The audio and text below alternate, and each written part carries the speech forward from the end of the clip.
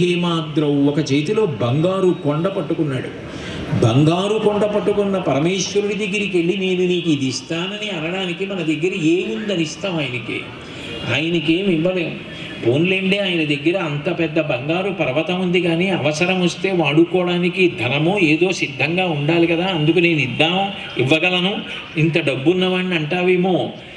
గిరీశ నికటస్థే ధనపతౌ నవనిధులకు అధిపతి అయిన కుబేరుడు చేతులు కట్టుకుని ఆయన పక్కన నిలబడి ఉన్నాడు. ఆయనకి ఇంకేమిస్తావు? గిరీశ నికటస్థే ధనపతౌ గృహస్థే స్వర్భూజామరసురభిచింతామణిగణి. ఆయన ఇంట్లో కామధేనువులు, కల్పవృక్షాలు, చింతామణులు ఉన్నాయి. ఆయన ఇల్లే చింతామణులతో కట్టబడి ఉంటుంది. చింతామణి గృహంలో ఉంటుంది, అమ్మవారే పెద్ద చింతామణి. అటువంటి వాడికి మనమేమి ఇవ్వగలం?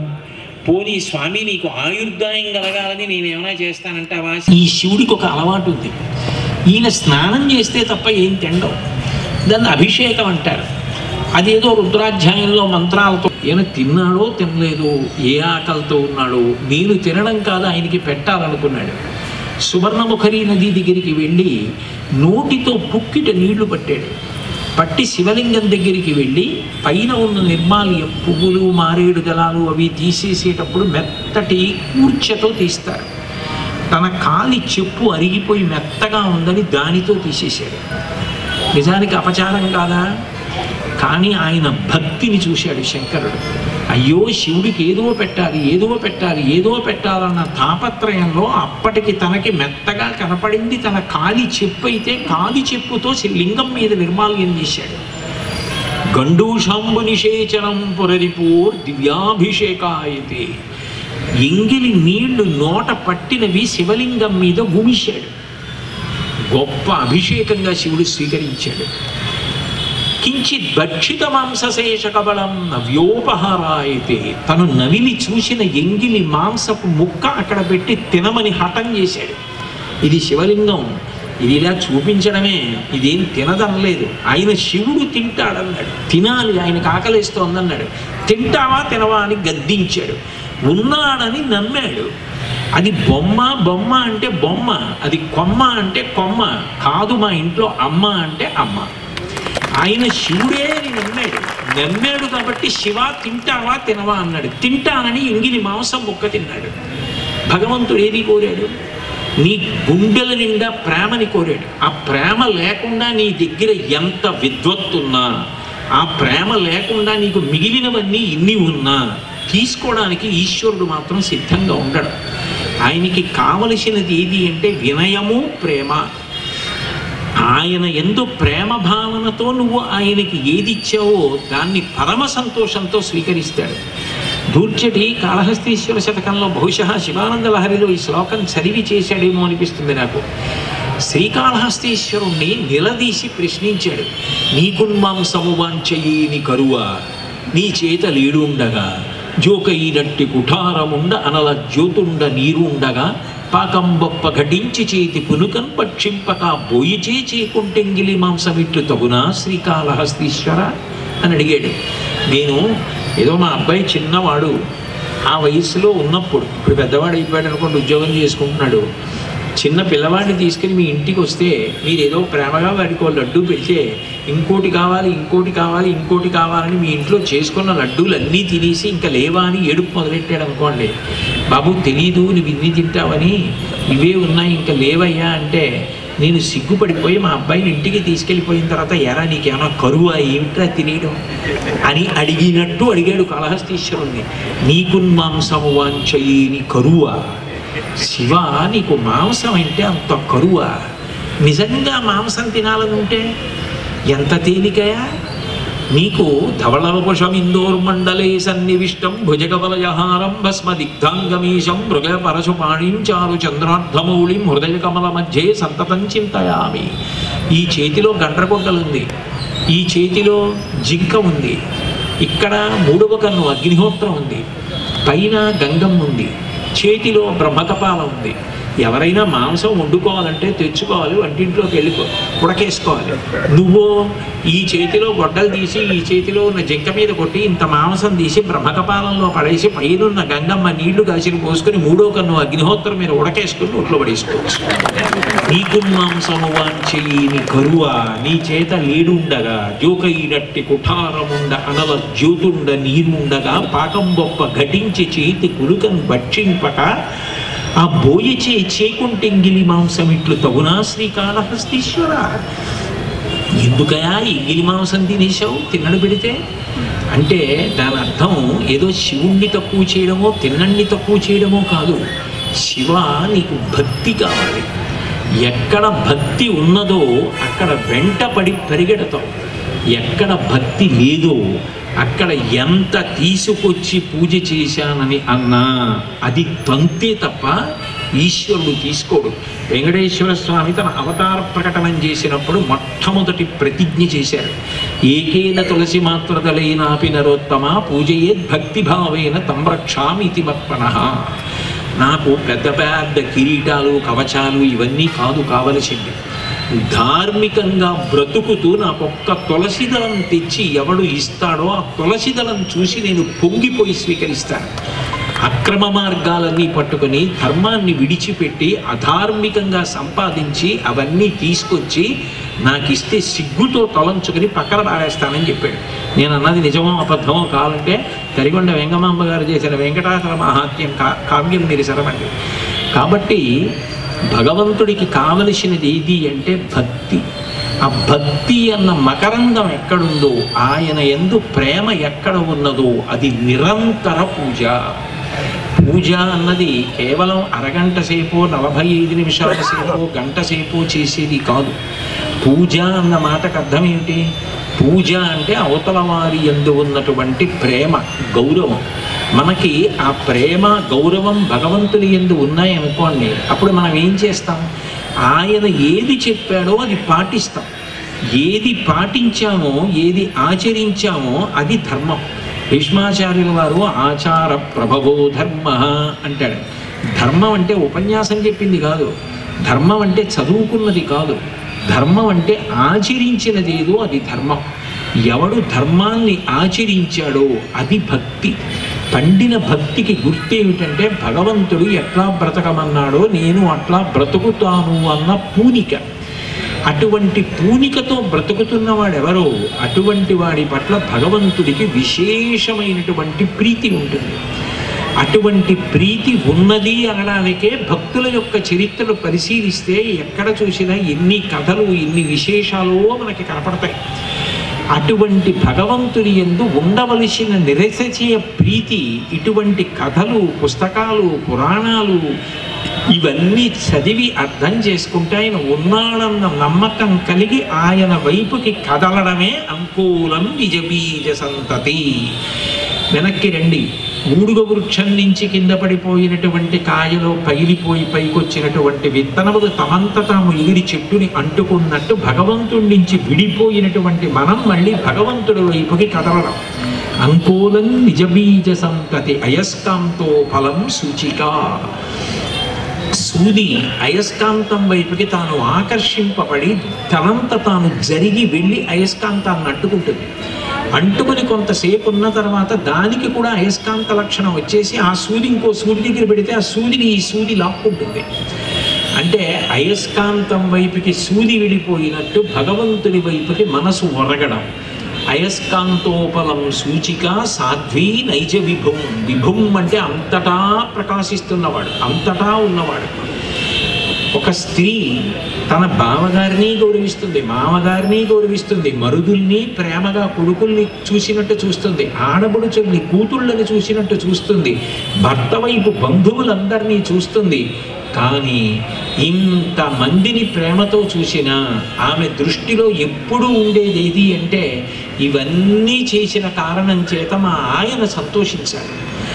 ఆయన కొరకు ఇంతమందిని ఆమె ప్రేమించి పోషించి లాలించి వాళ్ళందరినీ సాకినట్లుగా అంతటా భగవంతుణ్ణి చూసి ఆయన సంతోషించాలి, ఆయన సంతోషించాలి, నేను ఏ పని చేయనివ్వండి భగవంతుడు సంతోషించాలి, భగవంతుడు సంతోషించాలి, భగవంతుడు సంతోషించాలని మనసులో అనుకుంటూ చేసిన కర్మలు ఏమున్నాయో అది నిజమైన భక్తి. వివేకానంద స్వామి అంటారు, పూజ గదిలో పూజ చెయ్యగలమేమో కానీ పూజ గదిలో మరణించడం ఎట్లా సాధ్యమవుతుంది? ఈ విశ్వమునందు విశ్వనాథుణ్ణి చూడు, లోకమునందు లోకేశ్వరుణ్ణి చూడు, ఎక్కడ పడిపోయినా పూజ గదిలో పడిపోయినట్టే. అంతటా భగవంతుణ్ణి చూడగలగాలి. ఏది చేస్తున్నా నేను చేస్తున్న ఈ పని చేత భగవంతుడు సంతోషిస్తాడా? సంతోషిస్తాడని నీకు అనిపిస్తే చెయ్యి, భగవంతుడు సంతోషించడు ఈ పనికి అని అనుకుంటే అది నీకు ఎంత సంతోషాన్ని ఇవ్వగలిగిన పనైనా వదిలిపెట్టగలిగితే దానికి శ్రద్ధ అని పేరు. ఇది చెయ్యకూడదు, ఇది చేస్తే భగవంతుడు సంతోషించడని తెలిసి కూడా చేసి దాని వలన ఏదో ప్రయోజనాన్ని ఆశించి మరణాడు భగవంతుడి దగ్గరికి వెళ్ళి చేతులు కట్టుగా నిలబడితే ఆయనకి తెలియదా ఏం చేసి వచ్చామో? అది కాదు భక్తి. భక్తి అన్న మాటకు అర్థం భగవంతుడు సంతోషించేటట్టు బ్రతకడం. భర్త గారి సంతోషం కోసం అత్తవైపు వారిని అందరినీ ఆదరించినటువంటి ఇల్లాలిగా. సాధ్వీ నైజ విభం లతా క్షితిరుహం. తీగ చెట్టుకు అల్లుకుంటుంది, ఎంత గట్టిగా అల్లుకుపోతుంది అంటే మీరు అసలు ఆ తీగని ఇంకా చెట్టు నుంచి లాగి యువతలకి తీయలేరు, అంతలా అల్లుకుంటుంది. గోవా నుంచి గోకర్ణం వైపుకి ప్రయాణం చేస్తుంటే అటువంటి చెట్లు అల్లుకుపోయిన తీగలు విశేషంగా కనపడతాయి. ఇక ఆ తీగని ఊడగరకడం సాధ్యం కాదు, అంత గట్టిగా పెరిగిపోయి అవి చెట్టుకి చుట్టేస్తాయి. అట్లా ఎప్పుడు ఆలోచన భగవంతుని వైపుకి నడుస్తూ ఉండాలి. అంటే ఏమంటే మా పనులు మేము చేసుకోక్కర్లేదా అంటే నీ పనులు నువ్వు చేసుకుంటూ ఉండగా భగవంతుడు మనసులో కదులుతూ ఉండాలి. అది ఎట్లా కదులుతాడు అంటే ప్రహ్లాదుడికి కదల్లా పానీయంబులు త్రాగుచున్ కొడుచుచున్ భాషించుచున్ హాసలీలా నిద్రాదులు చేయుచున్ తిరుగుచున్ లక్షించుచున్ సంతత శ్రీనారాయణ పాద పద్మయుగళీ చింతామృతాస్వాద సంధానుండై మరచన్ సురారిసుతుడే తద్విశ్వమున్ భూవరా. నీళ్లు తాగుతుంటే భగవంతుడు గుర్తొచ్చేవాడు. ఈశ్వర నేను లోకంలో అన్నీ చూస్తాను, అక్కడ ఆ వస్తువు తగ్గిపోయిందంటాను, ఇక్కడ ఈ గదిలో పెచ్చు ఊడిపోయిందంటాను, సున్నం పోయిందంటాను, కానీ లోపల నీళ్ళు అయిపోయాయి. నీళ్లు లేకపోతే ప్రాణాలు పోతాయి. సంజీవనం సమస్తస్య జగత శరీరాత్మిక భవ ఇత్యుచ్యతే మూర్తిర్ భవస్య పరమాత్మన అంటారు. ఆపో వా ఇదగం సర్వం అమృతం వా ఆపహ. నీళ్లు లేకపోతే ప్రాణాలు నిలబడవు. అటువంటి నీళ్లు లోపల అయిపోతుంటే ఒరే నీళ్లు అయిపోతున్నాయి, లోపల నీళ్లు పొయ్యని చెప్పి దాహం రూపంలో చెప్తున్నవాడు భగవంతుడు. దాహం వేస్తుంటే ప్రాణాలు నిలబెట్టుకోవాలి అంటే నీరు కిందకి వెళ్ళే లక్షణం ఉంది కాబట్టి గబగబా తాగేటప్పటికి కడుపులోకి వెళ్ళి ప్రాణాలు నిలబడుతున్నాయి. అదే భగవంతుడు అగ్ని కిందకెడుతుంది నీరు పైకెక్కుతుంది అని మార్పు చేసేస్తున్నాను ఇవాటి నుంచి. మీరు ఎన్ని మార్పులు చేసుకోవట్లేదు, నేను మారుస్తున్నాను. అగ్ని కిందకెడుతుంది నీరు పైకెడుతుంది అన్నాడు అనుకోండి. వంటలు ఎలా చేస్తాం? అగ్ని వెలిగించగానే భూమిలోకి వెళ్ళిపోతుంది, నీరు పొయ్యగానే పైకెక్కుతుంది. ఎలా నిలబడతాయి శరీరాలు? కడుపు కిందకి పెట్టాడు, నోరు పైకి పెట్టాడు, దాహం వేస్తోందని చెప్పాడు, నీరు ఆయన ఇచ్చాడు, ప్రవహించే లక్షణం ఇచ్చాడు. మన ఇంటి దగ్గరికి అదే ప్రవహించి కదిలి వస్తోంది, భూమి కదలకుండా చూశాడు. నీరు మన దగ్గరికి వచ్చినది తీసి నోట్లో పెట్టుకొని తాగగానే నీరు పల్లమెరుగు నిజము దేవుడు ఎరుగని అది కడుపులోకి వెళ్ళి ప్రాణములు నిలబడడానికి అవకాశం కలుగుతోంది. ఈశ్వర మీరు ఈ ఉపకారం చేసి ఉండకపోతే నిజానికి నా ప్రాణాలు ఎలా నిలబడతాయి? పానీయంబులు త్రాగుచున్ కుడుచుచున్. ఏదైనా తింటూ కఠినమైన దంతపంట, దాని మధ్యలో అంత మెత్తటి నాలుక, దాని మీద కోట్ల రసాంకురాల, అవి రుచి చెప్పడమా?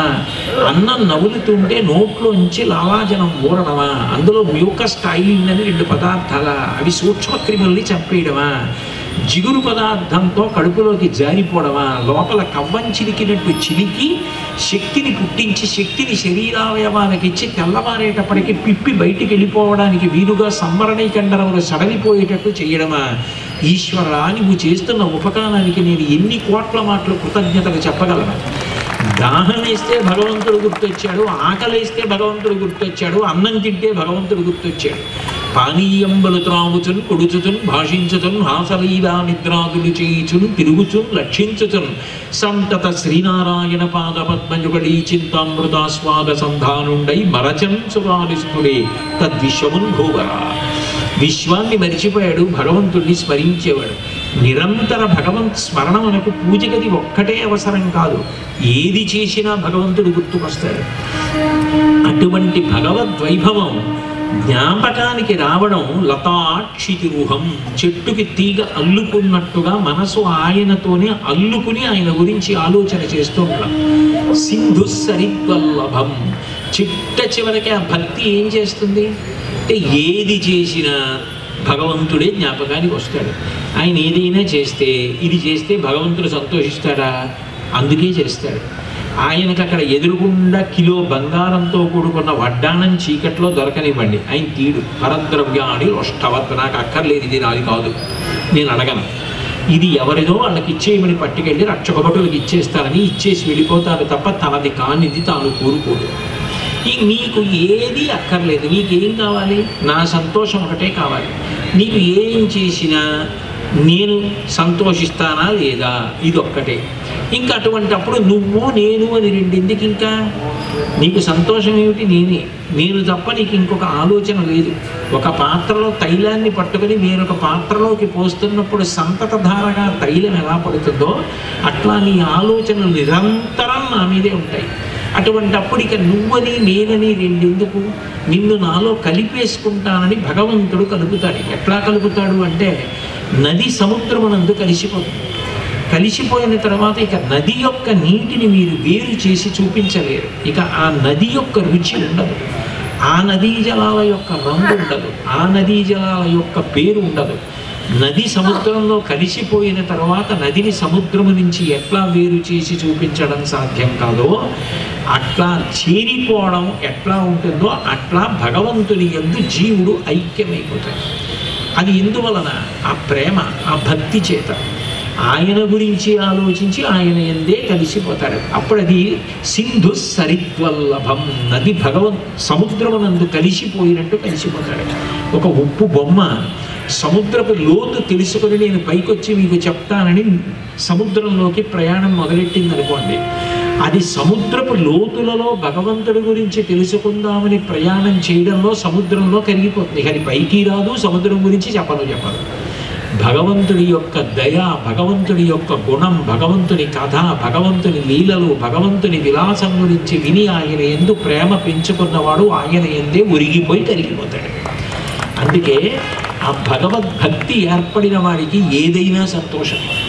ఆయన కథ వినడం కూడా అంత సంతోషంగా ఉంటుంది. ఇంకింతకన్నా జీవితానికి ఏం కావాలనిపిస్తుంది. అమరేంద్రాదుల కొల్చు భంగి జనులబ్జాక్షు సేవించగా విమల జ్ఞాన విరక్తి ముక్తిన సగున్ వేయేల భూనాథ కమలాధీశు కథాసుధారస నదీ కల్లోల మాలా పరిభ్రమ దివ్వానికి నైన కర్ణయుగడీ పర్వంబు కాకుండునే అంటారు పోతన గారు భాగవతంలో. భగవంతుడు గొప్పగా ఉంటాడా, భగవంతుడి కథ గొప్పగా ఉంటుందా అంటే భగవంతుడి కన్నా భగవత్ కథ గొప్పగా ఉంటుంది. భగవంతుడి యొక్క కథ వింటున్నారనుకోండి, ఏ భాగవతమో కృష్ణలీలలో కృష్ణుడే వచ్చి పక్కన కూర్చుని భుజం మీద తట్టి నువ్వు వింటున్న కృష్ణుడు నేనే అన్నాడు అనుకోండి, అయితే అయ్యో కానీ కాసేపు మాట్లాడకుండా ఉంటావా, అది వింటున్నాను అంటే భగవంతుడి కన్నా భగవత్ కథ తీపి. మీరు ఏ రకంగా భగవంతుడిని పట్టుకున్నారన్నది కాదు, ఏ రకంగా పట్టుకున్నా ప్రేమ ఉంటే భగవంతుడిని చేరుతారు. అందుకే నవవిధ భక్తి మార్గములు ప్రతిపాదించారు. శ్రవణం, కీర్తనం, విష్ణోహ స్మరణం, పాదసేవనం, అర్చనం, వందనం, దాస్యం, సఖ్యం, ఆత్మనివేదనం అని 9 రకాలు. ఒక్కొక్క దానికి ఒక్కొక్కరు ప్రతినిధి. శ్రవణం, 7 రోజుల్లో చచ్చిపోతావురా అన్నారు పరీక్షితుడు. ఆయన ఏమీ బెంగపెట్టుకోలేదు, ఎప్పుడో అప్పుడు చచ్చిపోవాలి. ఎవడైనా 7 రోజులే బతకాలి. ఆయన ఎంత గొప్పవాడు కానివ్వండి, ఎంత చక్రవర్తి కానివ్వండి, ఆయన చచ్చిపోవడానికి 8వ రోజు, ఆయన బతికొండడానికి 7 రోజులు కాని రోజు ఏం ఉండదు. ఇన్నేళ్ళు బతికినా ఆది, సోమ, మంగ, బుధ, గురు, శుక్ర, శని 7 రోజులే బతుకుతాడు. చచ్చిపోతే 7 రోజుల్లోనే చచ్చిపోతాడు. కాబట్టి భాగవత సప్తాహంగా 7 రోజులు విన్నారు అంటే బతికున్నన్నాళ్ళు భాగవతం గురించి ఆలోచిస్తూ ఉండు అని దాని అర్థం. పరీక్షిత్తుని 7 రోజుల్లో మరణిస్తావురా అంటే ఆయనేం బెంగెట్టుకోవాలా. గురగాధీశ విషానలంబునకు మీ నొప్పింతు ఈశ్వర సంకల్పము నీడు మానదు భవిష్యత్ జన్మ జన్మంబులన్ హరి చింతారతియున్ హరిప్రణుతి హరి భాషాకర్ణనాసక్తియున్ హరి పాదాంబుజ సేవయున్ కలుగు మీరద్ధిన్ ప్రసాదింపరే అన్నాడు. ఈ 7 రోజులు ఏ కథ వింటేనే తరిస్తానో అది నాకు చెప్పండి అన్నాడు. అందుకే శ్రవణం వినడానికి పరీక్షిత్తు, కీర్తనం పరవశించి చెప్పడం, ఏదో కష్టపడి చెప్పడం కాదు. ఒక గొట్టంలోంచి నీళ్లు వస్తుంటే దాని కింద పెట్టినటువంటి బిందె పైనుంచి పడుతున్న నీళ్లు నిండిపోయి ఇక నీళ్లు పట్టక అంచుల మించి కారిపోతాయి, ఎలా కారిపోతాయో నీళ్లు అట్లా లోపల భగవంతుని యొక్క అనుభవం, సంతోషం, ఆనందం పట్టక పైకి వాక్కులుగా ప్రవహించేటట్టు మాట్లాడగలిగిన వాడు ఎవరుంటాడో అటువంటి భాగవతోత్తముడైనటువంటి శుకబ్రహ్మ కీర్తనం, భగవంతుని యొక్క కథా సంకీర్తనలకు సంకేతం.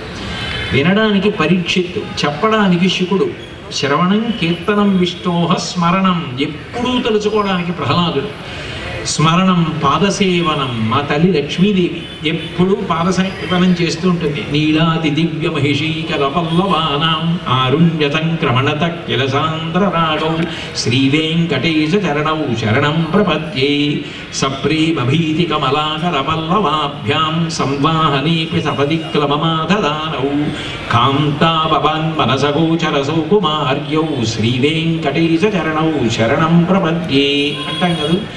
ఎప్పుడు ఆయన కాళ్ళు పడుతుంది అన్న మాటకు అర్థం ఆయనకి ఏదో కాళ్ళు విప్పని కాదు.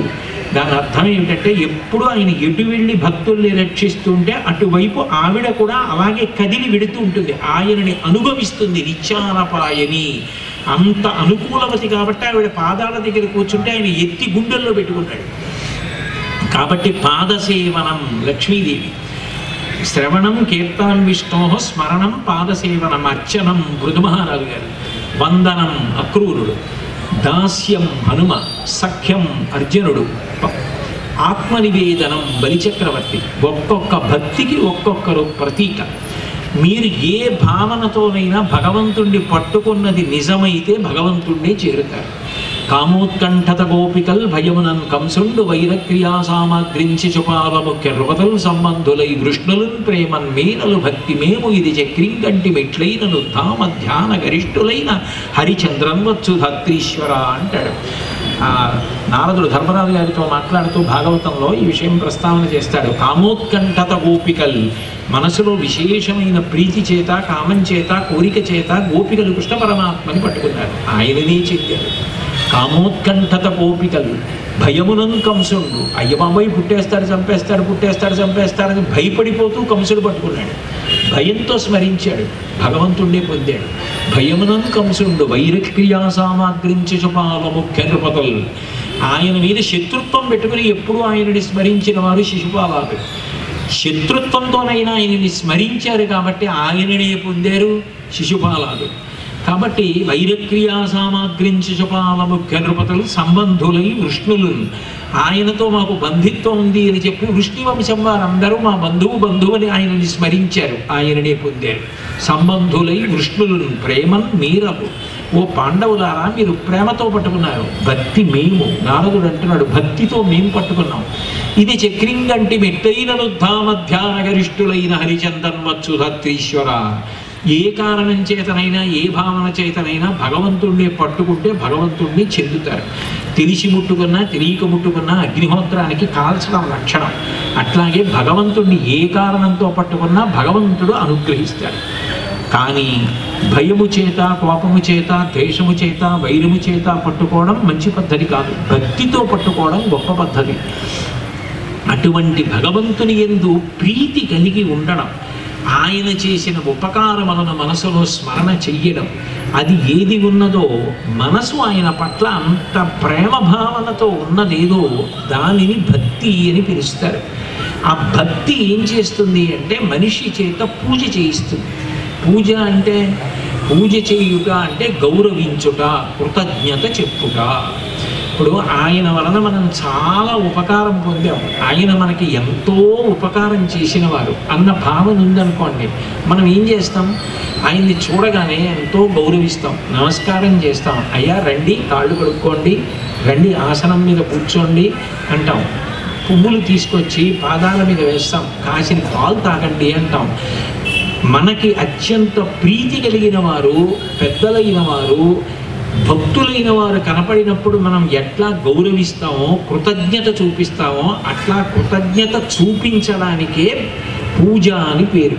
పూజ చేసిన వాడు ఏమవుతాడు అంటే, పూజ చేసిన వాడు పూజింపబడతాడు. ఎందుకని? పూజలో ఏముంది? కృతజ్ఞత ఉంది. కృతజ్ఞత మనిషికి ఉండవలసిన లక్షణం. రామాయణంలో కిష్కింధకాండలో లక్ష్మణస్వామి ఒక మాట అంటారు, బ్రహ్మగ్నేచ సురాపేచ చోరీ భగ్నవ్రతే సుధా నిష్కృతి విహితా సిద్ధి కృతజ్ఞో నాస్తి నిష్కృతి. బ్రహ్మహత్య చేసిన వాడికి, బంగారం దొంగతనం చేసిన వాడికి, బ్రహ్మగ్నేచ సురాపేచ కళ్ళు తాగిన వాడికి, సురాపేచ చోరీ భగ్నవ్రతే తథా నేను వ్రతం చేస్తానని నీళ్లు ముట్టుకుని సంకల్పం చేసి చెయ్యని వాడికి, వేళ్ళకి కూడా ప్రాయశ్చిత్తం ఉంది, కానీ చేసిన ఉపకారాన్ని మరిచిపోయి ప్రవర్తించేటటువంటి కృతజ్ఞుడికి మాత్రం ప్రాయశ్చిత్తం లేదు. ఉపకారాన్ని గుర్తుపెట్టుకోవడం ఈ జాతి లక్షణం. అందుకే రామాయణం సుందరకాండలో ఆ మైనాకుడు అంటాడు, కృతీచ ప్రతికర్తవ్యం దేశధర్మ సనాతన అంటాడు. ఒకరు ఉపకారం చేస్తే గుర్తు పెట్టుకుని ఉపకారం మళ్ళీ చేయడం అంత గొప్ప విషయం.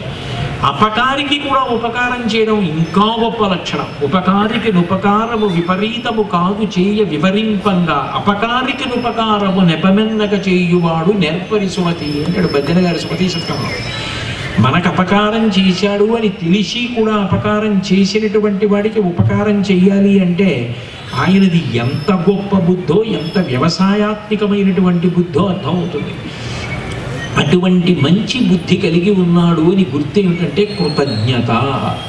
పూజ చేయుట అన్న మాటకు అర్థం ఏమిటంటే ఈశ్వరుడికి కృతజ్ఞత చెప్పుట. నిజానికి పూజ దేని కొరకు చేస్తారు అంటే ఈశ్వరుడికి కృతజ్ఞత చెప్పడానికే పూజ చేస్తారు. పూజ ఎప్పుడు చేస్తారు? ఉదయం వేళ పూజ చేస్తారు.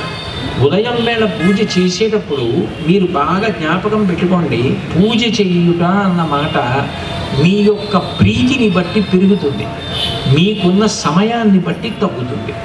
అంత ప్రీతి ఉన్నా ఒక్కొక్కసారి ఒత్తిడి ఉందనుకోండి, ఆ పూజ తక్కువలోనే చేస్తారు. మీకు సమయం కూడా కల్పించుకుని నేను ఇవాళ ప్రీతితో భగవంతుడికి బాగా చేసుకుంటానంటే పూజని పెంచుతారు. మీకు నేను ఒక ఉదాహరణ చెప్పాలి అంటే, నిజానికి భగవంతుని పూజించుట అంటే భగవంతునికి కృతజ్ఞత చెప్పుట. ఎందుకు చెప్పాలి? నేను మీకు ఒక్క మాట చెప్తాను, ఆలోచించండి. ఇప్పుడు అక్కర్లేదు, మీరు ఇంటికి వెళ్ళాక కొంచెం సేపు నేను చెప్పిన విషయం గురించి పరిశీలించండి.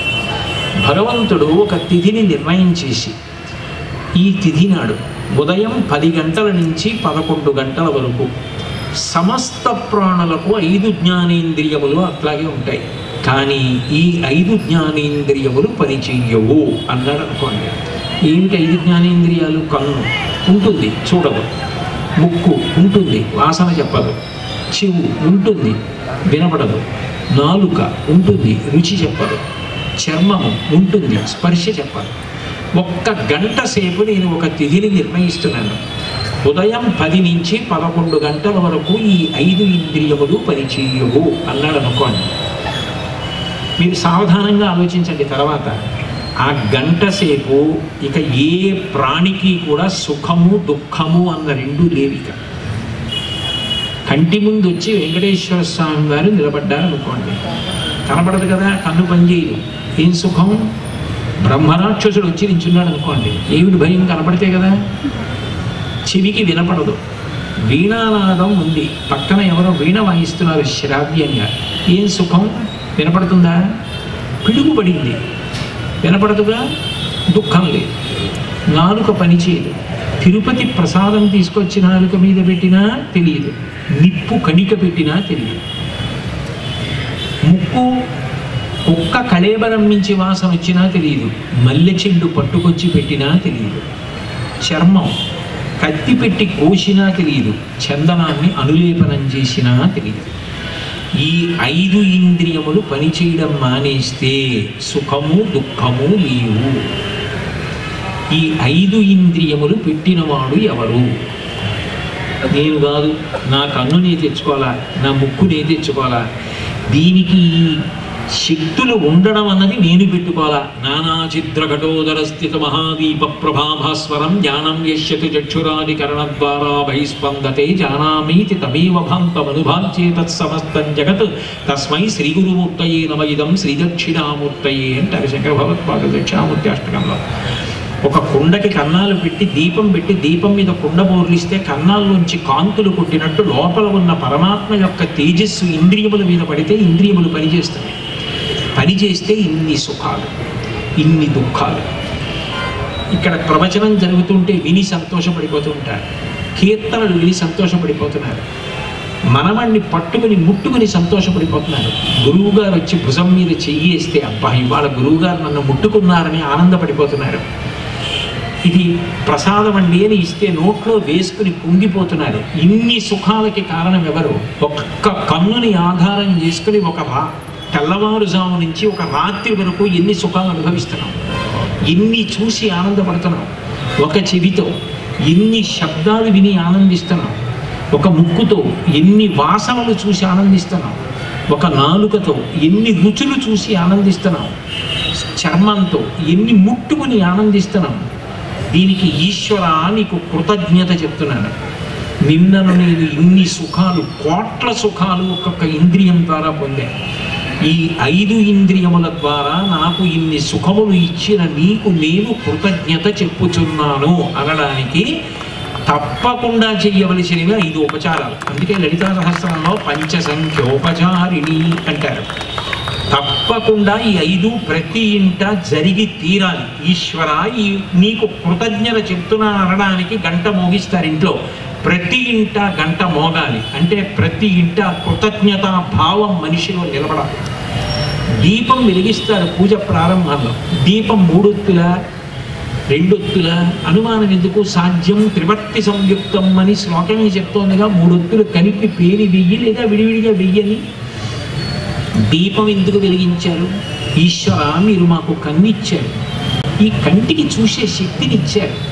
నేను నిన్నను ఎన్ని చూశానో తెలుసా స్వామి, ఎంత ఆనందపడిపోయానో అవన్నీ చూసినప్పుడు.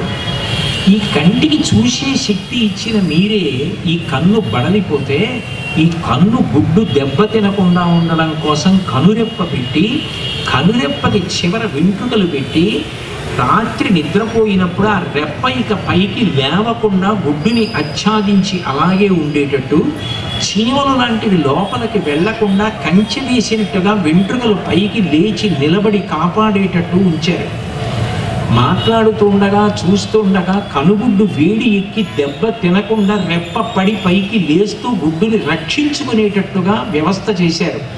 ఇంత చేసిన మీకు కృతజ్ఞత చెప్పడానికి ఇవాళ మళ్ళీ నేను కంటిని వాడుకోవడం మొదలుపెట్టే ముందు మీకు కృతజ్ఞత చెప్పి వాడుకోవడం మొదలు పెడతానని చెప్పడానికి దీపం వెలిగిస్తున్నాను. ఇప్పుడు చెప్పండి, భక్తి ఛాందసమా? దీపం వెలిగించి మొదలుపెట్టాడు. అట్లాగే ముక్కు వాసన, ఈశ్వర నిన్నను ఎన్ని సువాసనలు పీల్చానో, ఎంత సంతోషపడిపోయానో ఆ వాసనలు చూసి. దానికి కృతజ్ఞతగా మీకు ధూపం వేస్తున్నాను. ధూపం వేసి మీరు కూడా ఆ ధూపాన్ని పీల్చి సంతోషించాలి. ఇది కృతజ్ఞత. నాకు వాసన చూసే అదృష్టాన్ని ఇచ్చినందుకు మీకు ధూపం వేస్తున్నాను. మీరు నాకు చర్మాన్ని ఇచ్చారు. ఈ చర్మం వలన అనేకం ముట్టుకున్నాను. మా అమ్మగారి పాదాలు ముట్టుకున్నప్పుడు ఒక సంతోషం. మా అమ్మకి 95 ఏళ్ళు వచ్చేసినా నేను వెళ్ళి కూర్చుంటే వాడి వత్త అయిపోయిన మా అమ్మ చేతిలో నరాలన్నీ పైకొచ్చేసి చర్మం అంతా గాజు పొర్ర అయిపోయి ఇలా చేత్తో మా అమ్మ నన్ను పట్టుకున్నప్పుడు నాకు కలిగే ఆనందం ఎంత గొప్పది. మా అమ్మ ఇప్పుడు లేదనుకోండి, మా అమ్మ నన్ను ముట్టుకున్నప్పుడు నేను పొందే ఆనందం, ఆ అమ్మ ముట్టుకుంటే అంత ఆనందం. భార్య నన్ను ముట్టుకుంటే ఆనందం, నేను నా కొడుకుని ముట్టుకుంటే ఆనందం, నా మనవడి చేయి పట్టుకు నడిపిస్తుంటే ఆనందం, గోశాలకు వెళ్ళి ఆవుల వంక చూస్తే ఆనందం, పెద్ద పెద్ద చెట్ల వంక చూస్తే ఆనందం, పువ్వులు ముట్టుకున్నప్పుడు ఆనందం. ఇన్ని స్పృశించి ఆనందించే అధికారం ఇచ్చారు. అందుకని మీకు చందనాన్ని అనులేపనం చేసి కృతజ్ఞత చెప్తున్నాను. ఇంత ఉపన్యాసం చెప్పడం నాకు రాదు, అందుకని మీకు చందనాన్ని అనులేపనం చేస్తున్నాను. ఆ చర్మం అంతా కూడా స్పర్శనిచ్చారు. నేను ఇట్లా కూర్చుని ఉండగా ఏదైనా వచ్చినా పాదాన్ని కొద్దిగా కరుస్తోంది అనుకోండి, వెంటనే అక్కడ స్పర్శ శక్తి చెప్తుంది ఏదో కరుస్తోందని. ప్రవచనం చేస్తున్నాను, వంగి చేత్తో పాదాన్ని పట్టుకోవడం కుదరదు. ఓ 2వ పాదమా, నువ్వు వెళ్ళి ఆ పాదానికి ఎక్కడ ఇబ్బంది కలుగుతోందో అక్కడ ఒక్కసారి తొక్కి పెట్టి ఏది కరుస్తోందో అది పోయేటట్టు చెయ్యి. అని ఆజ్ఞ జారీ చేయబడితే ఒక పాదం రెండో పాదాన్ని నొక్కి దానికి కలిగిన ఇబ్బందిని తొలగిస్తోంది. స్పర్శ లేకపోతే కింద పాదాన్ని ఏదైనా కరిస్తే ఎట్లా తెలుస్తుంది? ఇంత గొప్ప స్పర్శ శక్తినిచ్చి నన్ను కాపాడారు, దానికి నేను కృతజ్ఞతగా మీకు గంధాన్ని అనులేపనం చేస్తాను. ఇక నాకు మీరు నాలుకనిచ్చారు, ఈ నాలుక అనేక రుచులు చూడడానికి కారణమైంది. రెండు, ఈ నాలుకే నేను ధరించడానికి కారణమైంది. నేను చెప్పుకున్న భగవన్నామం ఉందే, అది నన్ను కాపాడి తీరుతుంది. ఆ భగవన్నామం చెప్పలేనేమో మరణకాలంలో అని ఎప్పుడూ భగవంతుడి నామం చెప్పిన వాళ్ళు కూడా బెంగపెట్టుకున్నారు.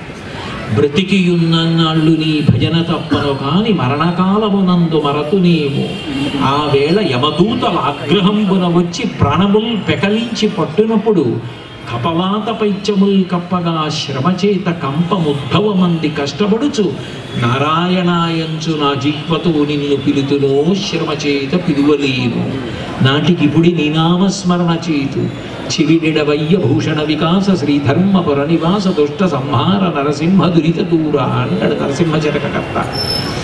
భగవన్నామం అంత గొప్పది. ఈశ్వర నాకు నూరిచ్చారు, స్వరపేటికనిచ్చారు, ఇన్ని మాటలు మాట్లాడి భగవన్నామం పలికి పుణ్యాన్ని మూట కట్టుకునే అవకాశాన్ని ఇచ్చారు. ఇన్ని మాటలు విని జ్ఞానమును పొందడానికి చెవులిచ్చారు. ఈశ్వర నేను మీకేమని కృతజ్ఞత చెప్పను, అందుకని నాకు ఇంత గొప్ప నాలుకనిచ్చారు కాబట్టి, ఇన్ని రుచులు చూస్తున్నాను కాబట్టి మీకు కూడా ప్రేమతో సాత్విక నివేదన చేస్తున్నాను. మీరు ఈ పాలు తాగండి, ఈ పళ్ళు తినండి, ఈ పదార్థం తినండి అని నైవేద్యం పెడుతున్నాడు. ఈశ్వరుడు చెవులిచ్చాడు. ఒక్క చెవులతో కీర్తనలు వింటున్నాడు, సంగీత వాద్య పరికరాలు వింటున్నాడు, పక్షుల యొక్క అరుపులు వింటున్నాడు, కొడుకు మాటలు వింటున్నాడు, మనవడి మాటలు వింటున్నాడు, మనవరాలి మాటలు వింటున్నాడు, గురువుగారి హితోపదేశం వింటున్నాడు, తల్లిదండ్రులు చెప్పిన మంచి మాటలు వింటున్నాడు. ఇన్ని వినడానికి ఇంత గొప్ప చెవులిచ్చినటువంటి నీకు మేము ఏ రుణం, ఎట్లా కృతజ్ఞత చెప్పము? అందుకని భగవంతుడికి పుష్పములతో పూజ చేశాడు. పుష్పములతో పూజ చేయడానికి చెవికి సంబంధం ఏమిటండి అంటారేమో. పువ్వులకు తమంత తాముగా శబ్దం లేకపోవచ్చు, కానీ పువ్వులు ఎక్కడ ఉంటే అక్కడ శబ్దం ఉంటుంది. ఎందుకుంటుంది అంటే తుమ్మెదలు ఝంకారం చేస్తూ వెళ్ళి ఆ పువ్వు మీద వాలి మకరందపానం చేస్తాయి. ఆ వాటి యొక్క శబ్దములన్నీ పువ్వుల కోసమే. కాబట్టి అవి వాటంతట అవి శబ్దములు పొంది ఉండకపోవచ్చు, కానీ వాటి కొరకు అని చెయ్యబడినవి వానికే చెందుతాయి. ఇప్పుడు నేను ఈ పళ్ళబట్ట కొని తెచ్చుకోవాలా, ఈ పళ్ళబుట్ట కొందేలా, ఈ శాలువా, ఈ దండ, ఇవేవి నీ తెచ్చుకోవాలా. ఇక్కడికి వచ్చాక నాకు వేసారు, అక్కడ పెట్టారు తీసుకెళ్ళమని. ఇవి నేను తీసుకెళ్ళాను అనుకోండి, నేనేం దొంగని కాను. నా కొరకు అని తెచ్చి ఇచ్చినవేవో నాకే చెందుతాయి. పువ్వుల కొరకు తుమ్మెదలు శబ్దములు చేసాయి, అందుకని శబ్దములు పువ్వులకే చెందుతాయి. అందుకని ఈశ్వరుడికి కృతజ్ఞత చెప్పడానికి చెవులిచ్చినందుకు ఆయన పాదముల మీద పువ్వులు వేస్తాం. 108 నామములే ఎందుకు చెప్పాలి? తప్పితే 1000 చెప్తారు. ఏమి ఋషులకు 108 తప్పితే 1000 తప్ప మధ్యలో 334, 476, 783 గుర్తుండవా? అలా రాయిరా అంటే 108 నామములే ఎందుకు చెప్తారంటే, ప్రాణులు ఎన్ని కోట్ల ప్రాణులు పుట్టినా 27 నక్షత్రాల్లో పుడతాయి. నక్షత్రం ప్రధానం. 27 × 4 108. 108 పాదములలో, నక్షత్ర పాదములలో పుట్టిన సమస్త ప్రాణులు బాగుండాలి. ఏదో మా వాళ్ళే బాగుండాలి, మీ వాళ్ళు బాగుండకూడదన్న మాటలు ఉండవు భక్తిలో. అందరూ బాగుండాలి. శం ద్విపదే, శం చతుష్పదే. 4 కాళ్ళున్న ప్రాణులు బాగుండాలి, 2 కాళ్ళున్న ప్రాణులు బాగుండాలి. లోకా సమస్తా సుఖినో భవంతు. మమ్మల్ని తిట్టే వాళ్ళందరికన్నా బాగా ఉండాలి. ఎందుకంటే వాళ్ళు ఒకనాడు అయ్యో అనవసరంగా తిట్టామని భగవంతుడి అనుగ్రహంతో వాళ్ళు కూడా తెలుసుకుని మారి మాకు మిత్రులు కావాలి తప్ప మేము తిరిగి తిట్టకూడదు, అది ధర్మం కాదు అని ప్రేమ భావనతో ఈశ్వరుడికి 108 నామములతో పూజ చేస్తారు. ఇంకా భక్తి పరవశం ఎక్కువైతే 1000 అంటే అనంతం, సహస్రం, సహస్రనామాలతో పూజ చేస్తారు. ఇప్పుడు ఈ 5 చేశాడు అంటే 5 ఉపచారములు చేశాడంటే గుర్తేమిటి? 5 ఇంద్రియములను మీరు ఇచ్చారు, దీనివల్ల కోట్ల సుఖాలు ఉన్నాయి. దీనికి కృతజ్ఞత చెప్పడానికి నేను ఈ 5 ఉపచారములు చేస్తున్నాను. భగవంతుడంటే ఆయన, ఈయన, ఈ అనుమానాలు లేకుండా శంకరాచార్యుల వారు ఒక అద్భుతమైన విధానాన్ని మనకి మళ్ళీ ప్రకాశింపజేశారు. అది శంకరులు ప్రవేశపెట్టినది అనకూడదు, సనాతనంగా ఉన్నదే. శంకరులు బాగా దాన్ని ప్రచారంలోకి తీసుకొచ్చారు. పంచాయతన పూజ అంటారు. మీకు ఎవరు ఇష్టదైవం అయితే వారిని మధ్యలో ఉంచుతారు. శివుడు ఇష్టదైవం అనుకోండి, శివుడు మధ్యలో ఉంటాడు, చుట్టూ నలుగురు ఉంటారు, విష్ణువు, సూర్యుడు, గణపతి, అంబిక. అంబిక ఇష్టదైవం అనుకోండి, అంబిక మధ్యలో ఉంటుంది, మిగిలిన నలుగురు చుట్టూ ఉంటారు. మధ్యలో ఉన్న ఆయన దగ్గరికి వెళ్ళడానికి చుట్టూ ఉన్న వాళ్ళకి ముందు ఒక పువ్వు వేసి వాళ్ళ దగ్గరికి వెడతారు. ఏ భేదభావము దాని ఎందు ఉండదు తప్ప అన్నీ ఆ పరమాత్మయే. ఒక ప్రమిదలో వెలుగుతున్న అన్ని జ్యోతులు దీపాలే. ఇన్ని దీపాలుగా కనపడతాయి, కానీ తత్వతః అన్నిటి యందు ఉన్నది అగ్నిహోత్రమే, అన్నిటి యందు ఉన్నది వెలుగే అని తెలుసుకున్నట్టు ఇవన్నీ భగవన్మూర్తులే.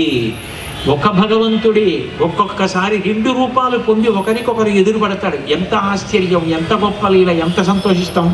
వెంకటాచలంలో వెంకటేశ్వర స్వామి వారికి ఆదివరాహస్వామి ఎదురొచ్చారు. ఆదివరాహస్వామి ఎవరు, వెంకటేశ్వర స్వామి ఎవరు, ఇద్దరూ విష్ణువే. ఎదురొస్తే పైగా వెంకటేశ్వర స్వామి అడిగారు, నేను కలియుగంలో ఇక్కడ ఉందాం అనుకుంటున్నాను, నాకు కొంత స్థలం ఇవ్వండి అన్నారు. స్థలం మౌల్యేన గృహ్యతాం అన్నారు. ఆదివరాహస్వామి, ఇది కలియుగం, ముందు ఎవడొచ్చి జెండా పాతే వాడిదే భూమి, అందుకని ఇక్కడికి నేను ముందు వచ్చాను, వరాహక్షేత్రం, కాబట్టి డబ్బిచ్చి కొనుక్కోండి, ఇది కలియుగం, కలియుగంలో భూమి కావాలి అంటే డబ్బిచ్చి కొనుక్కోవాలి, డబ్బుతో కొనుక్కోండి అన్నారు. అంటే వెంకటేశ్వర స్వామి అన్నారు, లక్ష్మి కొల్హాపురం వెళ్ళిపోయింది, డబ్బుకు బదులు వరం ఇస్తాను. ప్రథమం దర్శనం చాస్యాత్ నైవేద్యం క్షీరసేచనం ఇదమేవ వరం ద్రవ్యం దదామి కరుణానిధే. స్వామి, కొండకొచ్చిన భక్తులు మొదట ఆదివరాహస్వామి దర్శనం చేసుకోవాలి, మొదటి నైవేద్యం ఆదివరాహస్వామికి ఎడుతుంది, అప్పుడే నేను సంతోషిస్తానన్నారు. అంటే ఆదివరాహస్వామి ఒకరు, వెంకటేశ్వర స్వామి ఒకరునా? ఇద్దరూ ఒకటే, కానీ ఇద్దరూ ఒకరికొకరు ఎదురుపడడం ఒక ప్రమిదిలో వెలుగుతున్నటువంటి అనేక జ్యోతులులా ఉంటుంది. పరమాత్మ ఒక్కడే అని చెప్పడం కోసం పంచాయతన పూజలో 5 మూర్తులు ఉంచి ప్రధానమూర్తి కులదైవం పరంపరాగతంగా ఎవరిని పూజ చేస్తున్నారో వాళ్ళని మధ్యలో ఉంచుతారు. ఉంచి ముందు వీళ్ళ అనుమతితో వీళ్ళకి నమస్కరించి మధ్యలో ఉన్న మూర్తి దగ్గరికి వెళ్ళి పూజ చేస్తారు. పంచాయతన పూజ ఏ విధమైన అభిప్రాయ భేదం లేకుండా ఉంచుతుంది. ఇక మనసులో భావన అత్యంత ప్రధానం. మీరు నోటితో ఏమంటున్నారో మనస్సుతో అది చూసి చేతితో ఉపచారం చెయ్యడాన్ని పూజ అంటారు. అది మనసు నిలబడలేదనుకోండి, ఈశ్వరుడు ఏం చేస్తాడంటే అది తంతు అంటాడు.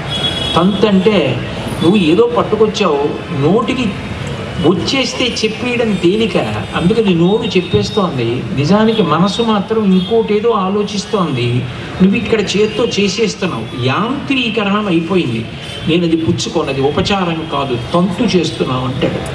తంతు కాకుండా ఉండడం అంటే భక్తి చేత పూజ పూర్తవుతుంది. నిజంగా ఆయన అక్కడ ఉన్నాడన్న ప్రేమ భావనతో ఉపచారములు సమర్పణము. ఒక్కొక్కసారి ఏమవుతుంది అంటే ఉపచారాలన్నీ చేశాడా చేయలేదా అన్న దానితో కూడా సంబంధం ఉండదు.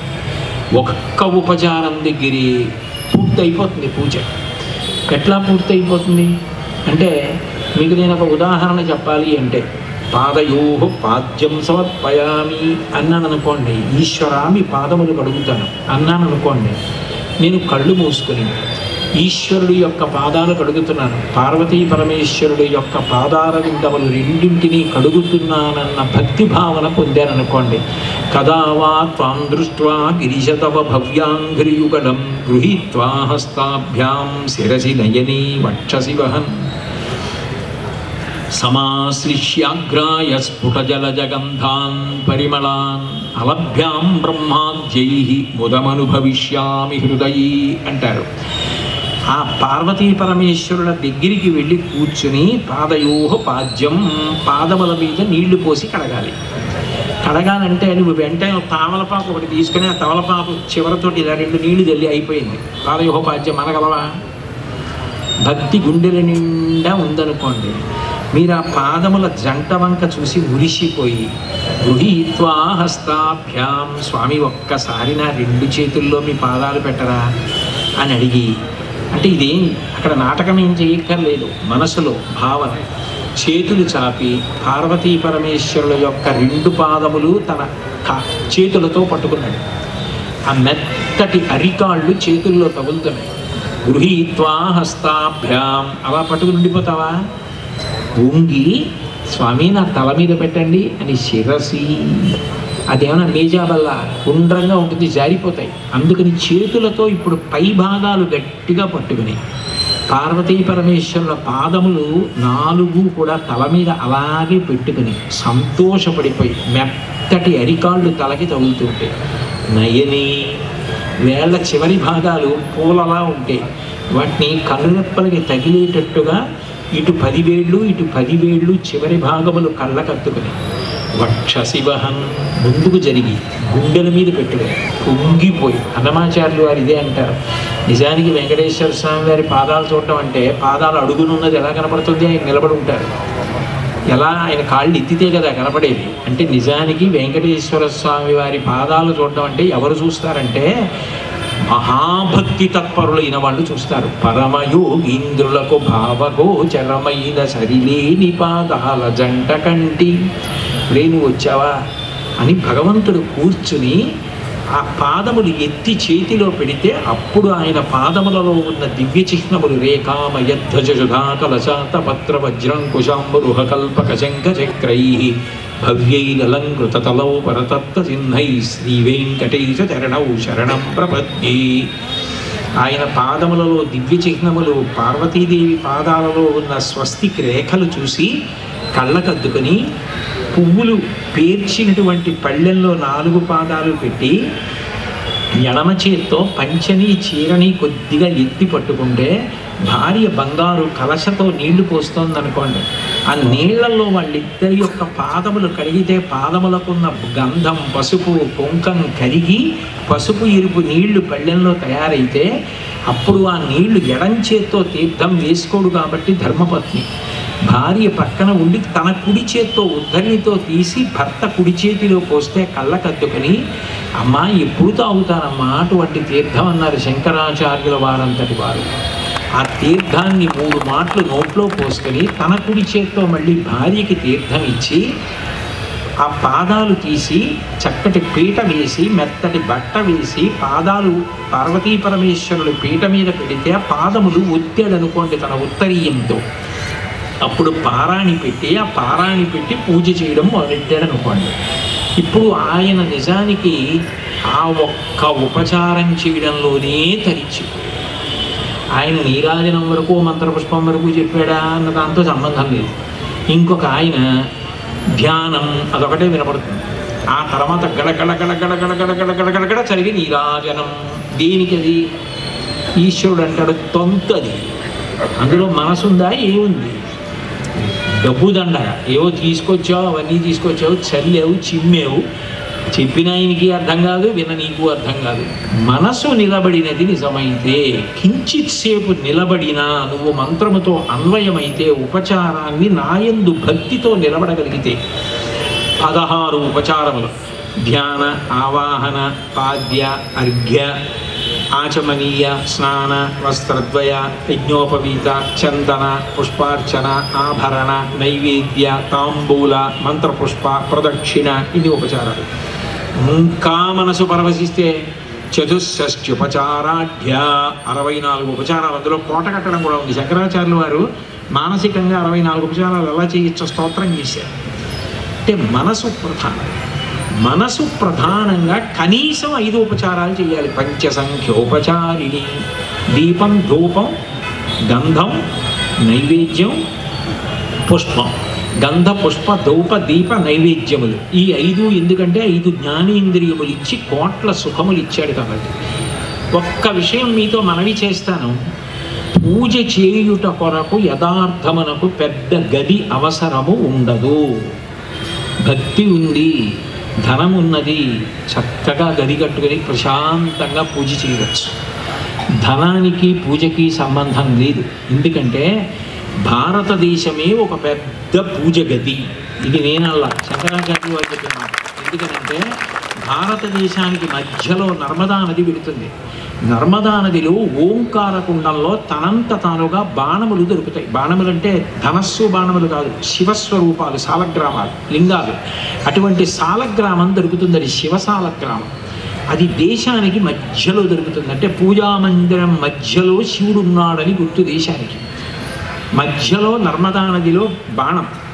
అట్లాగే నేపాల్ గండకీ నదిలో విష్ణు సాలగ్రామం దొరుకుతుంది. శోణభద్రా నదిలో శోణ సంబంధమైన శిలలు సాలగ్రామాలు విఘ్నేశ్వరుడికి సంబంధించినవి దొరుకుతాయి. మీరు దక్షిణానికి వస్తే తంజావూరు జిల్లాలో వెల్లమ్మన్న క్షేత్రంలో స్ఫాటికం తెల్లటి సాలగ్రామాలు, అవి సూర్య సాలగ్రామాలు. సువర్ణముఖరి నదిలో శిలలో బంగారు తీగలా ఉంటుంది, మీరు ఎప్పుడైనా చూశారో లేదో నాకు తెలియదు, అది అమ్మవారికి సంబంధించినటువంటి సాలగ్రామం. ఇప్పుడు మీరు కొత్తగా ఏమీ అక్కర్లేదు, ఒక చిన్న పెట్టె ఒకటి పెట్టుకుని ఆ పెట్టెలో ఈ 5 సాలగ్రామాలు ఉంచుకొని ఆ పెట్టెలోంచి తీసి ఓ పళ్ళెల్లో పెట్టి నీళ్లు పోసి 5టిని కడిగి తుడిచి కాస్త పసుపు కుంకం పెట్టి ఎండిపోయినా పూజ చేయొచ్చు. మారేడు తులసి పూజ చేసి కొద్దిగా అక్షతలు వేసి 4 కిస్మిస్ పళ్ళు ఎండిపోయినవి డబ్బాలో పెట్టుకుని నైవేద్యం పెట్టినా ఈశ్వరుడు కాదన్నారు. మళ్ళీ తీసేసి వాటిని పెట్టెలో పెట్టుకుని ఎక్కడైనా పెట్టుకోవచ్చు, అది తప్పు కాదు. అలా చెయ్యవచ్చు. తగినంత అవకాశం లేనప్పుడు, ఇల్లు పెద్దది కానప్పుడు పూజ మానేయమని శాస్త్రం చెప్పలేదు. ఒక చిన్న పెట్టెలో 5 సాలగ్రామాలు పెట్టుకుని పూజ చేసేయచ్చు. 5 మూర్తుల్ని ఒక పళ్ళెల్లో పెట్టుకుని పూజ చేయొచ్చు.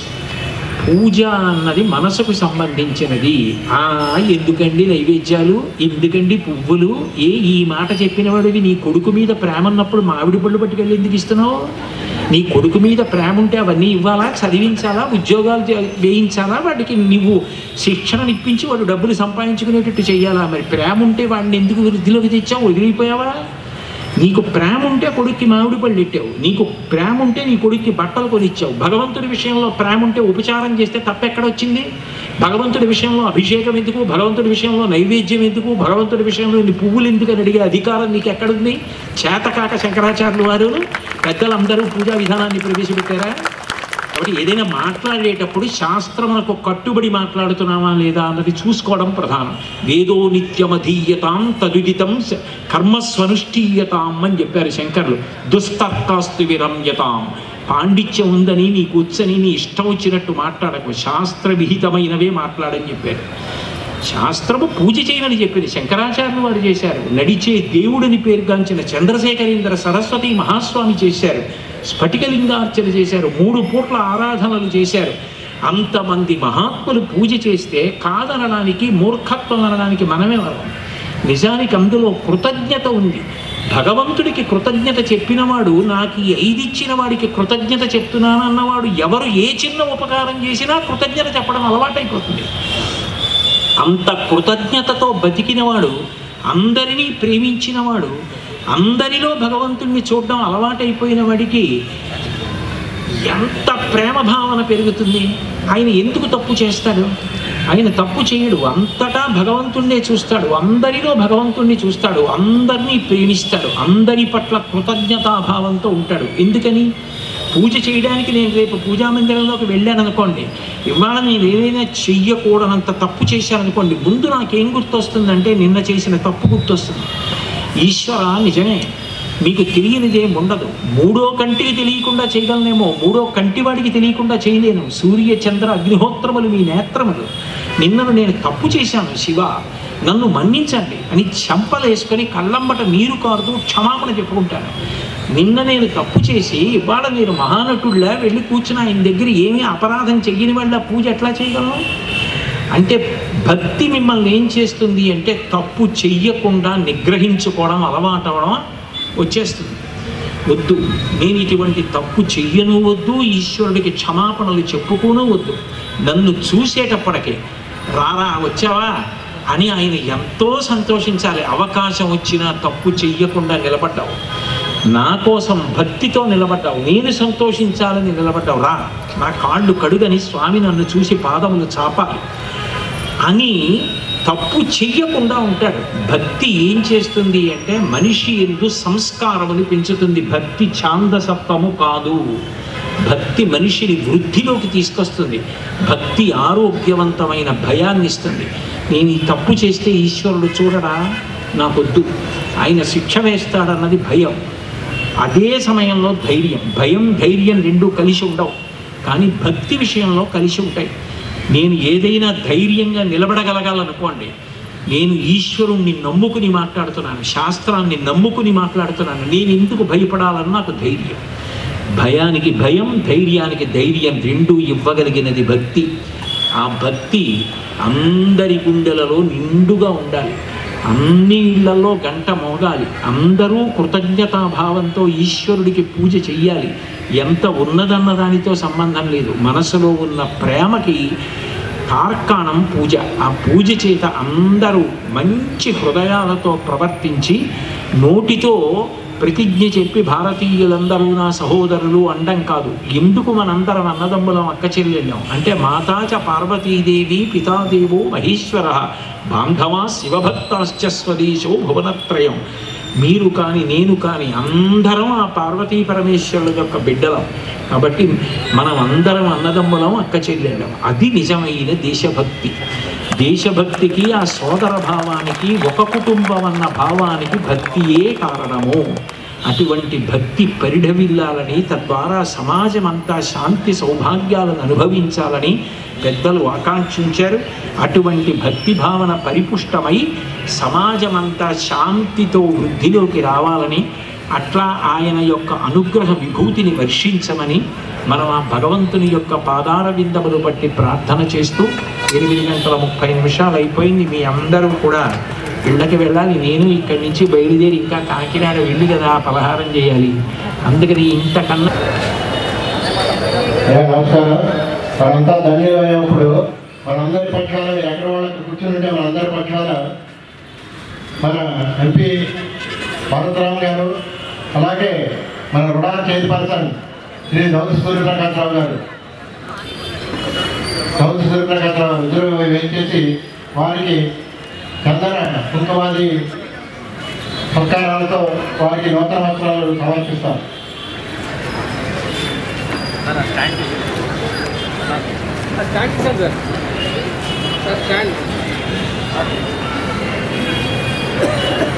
మనసు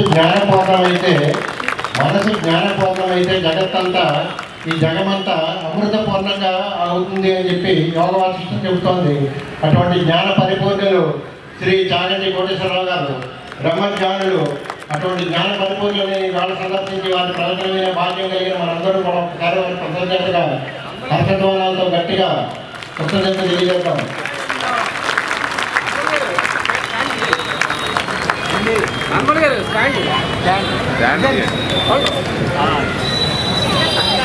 కృష్ణ కుమార్ గారు కొంచెం అనుకోండి. కృష్ణ కుమార్ గారు కొంచెం అనుకోండి. ఉంటాయి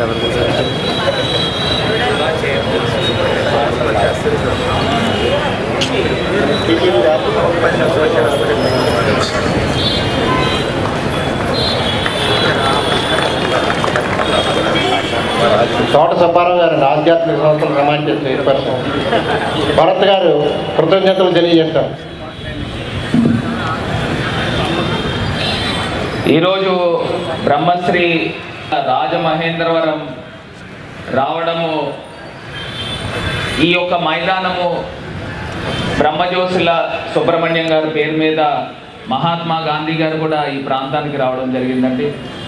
స్వాతంత్ర సంగ్రామంలో ఎన్నో ఉద్యమాలకి ఈ యొక్క ప్రాంతం వేదిక అయింది. ఈ ప్రాంతాన్ని గతంలో చాలా పాడైపోయింది. ఎంతోమంది వివిధ అసాంఘిక శక్తులు అందరూ కూడా ఇక్కడే వచ్చేవారు. తర్వాత దీన్ని మళ్ళీ పునరుద్ధరించి ఒక అద్భుతమైన ఒక వేదికగా తయారు చేశాము. ఆ వేదిక తయారు చేసిన తర్వాత మొట్టమొదటిసారి మీ ద్వారా, మీ యొక్క ప్రవచన ద్వారా ఇది ఇంత గొప్పగా ప్రారంభమైంది. ఇంకా దేదీప్యమానంగా ఇంకా ఎన్నో వేదికలకి, ఎన్నో సభలకి ఈ ప్రాంతము విట్నెస్ కావాలని మనస్ఫూర్తిగా కోరుకుంటూ, మరి మీ ప్రవచనంచే రాజమహేంద్రవరం ప్రజలందరూ కూడా పరవశించారు. అందరూ కూడా భక్తి భావనతో ఉన్నారని సందర్భంగా తెలియపరుస్తూ, మరి ఉభయ తెలుగు రాష్ట్రాలకి కూడా సాంస్కృతిక రాజధాని అయిన ఈ యొక్క రాజమహేంద్రవరానికి మీరు రావడము, మేమందరం కూడా మీ ప్రవచనము విన్నందుకు నిజంగా చాలా భక్తిభావంతో పరవశిస్తున్నామని ఈ సందర్భంగా తెలియపరుస్తూ రాజమహేంద్రవరం ప్రజల తరపున మీకు ధన్యవాదాలు తెలుపుతున్నాం. సాధారణంగా తప్పనిసరిగా గౌరవంగా వారిని సాగలుపుదాం. జై శ్రీరామ్, జై శ్రీరామ్. జై శ్రీమన్నారాయణ. అక్కడ శ్రీవారి రథం ఉన్నది. ఎవరు తస్మై బ్రహ్మజ బ్రహ్మజ ఆయుకీర్తిం ప్రజాం దదుః భాగదేనైవైనం ప్రణయతే బ్రాహ్మణ ఆరుషేయరుద్ధరేత్ బ్రాహ్మణో వై సర్వా దేవతాః సర్వాభిరేవైనం దేవతాభిరుద్ధరతి యావతీర్వై దేవతాస్తా సర్వా వేదవిధి బ్రాహ్మణే వసంతి తస్మాత్ బ్రాహ్మణేభ్యో వేద విద్యా దివే దివే నమస్కుర్యాన్నా శ్రీలం కీర్తయే దేతా ఏవ దేవతా ప్రీణాది పర్యాప్త్య అనంతరాయ సర్వస్తోమోదరాత్రవత్తమమహర్భవతి సర్వస్యాప్తే సర్వస్య దిక్చే సర్వమేవ తేనాప్నోతి సర్వం జయతి శతంజైవ శరదో వర్ధమానైత్యవినిగమో భవతి శతమితి శతం దీర్ఘమాయుర్మర్దయేనా వర్ధయంతి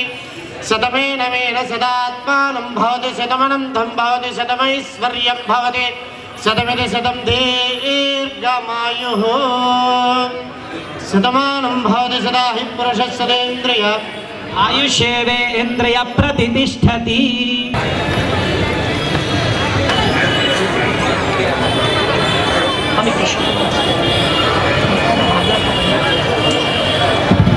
ఈ దివ్యమైన కార్యక్రమాన్ని ఉద్దేశించి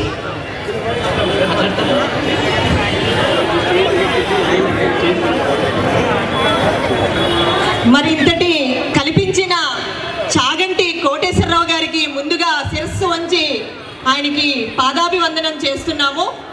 మరి దీనన్నతికి మాకు ఒక బలాన్ని చేకూర్చిందైతే మాత్రం మార్గాని భరత్ గారు. మా ఒక్క ప్రతి అడుగులోనూ ఆయన మాకు వెన్నంటి ఉండడము, అది మా బలం కింద మారడము, దాన్ని ఇంత చిన్నగా మేము ప్రయత్నం చేసినా అది కొండంత అండ వెనక ఉండడం వల్ల ఇవాళ ఇంత సక్సెస్ సాధించగలిగామంటే మాకు మార్గాని భరత్ గారే మా అండ, మా కొండ, మా బలం. మరి అటువంటి మార్గాని భరత్ గారు రేపు రానున్న రోజుల్లో మన రాజమహేంద్రవరానికి ఎమ్మెల్యేగా ఆయన పోటీ చేస్తున్నారు. ఆయనకి ఆ శ్రీనివాసుడు అండగా ఉండగా ఈరోజు చాగంటి వారు వచ్చి మరింత బలాన్ని, ఆయుణ్ణి, ఆరోగ్యాన్ని, ఆయన మనోభిష్టాన్ని కూడా ఆయన నెరవేరాలని గట్టిగా దీవించారు. సంకల్పం గట్టిదైతే కార్యం సిద్ధిస్తుంది అంటారు. అలా భరతరామ గారు ఖచ్చితంగా రాజమహేంద్రవరానికి ఒక దిశ నిర్దేశించే విధంగా రానున్న రోజుల్లో ఆయన ఎమ్మెల్యే కాబోతున్నారు. మరి మన రాజమహేంద్రవరం చారిత్రాత్మకంగా, ఆధ్యాత్మికంగా, చరిత్రకంగా ఒక చరిత్రలో నిలిచిపోయే విధంగా ఆయన మనసులో ఏదైతే ఉందో అది ఆయన ఖచ్చితంగా సాధించి ప్రపంచ పటంలో రాజమహేంద్రవరానికి ఒక గుర్తింపు తెస్తాను అన్నారు. అది ఖచ్చితంగా జరగాలని ఆయన కోరికకి ఆ శ్రీనివాసుడు వెన్నంటి ఉండి నడిపించాలని, ఆ పరమేశ్వరుడి ఆశీస్సులు ఉండాలని మనస్ఫూర్తిగా కోరుకుంటున్నాం. Thank you sir. జై శ్రీరామ్.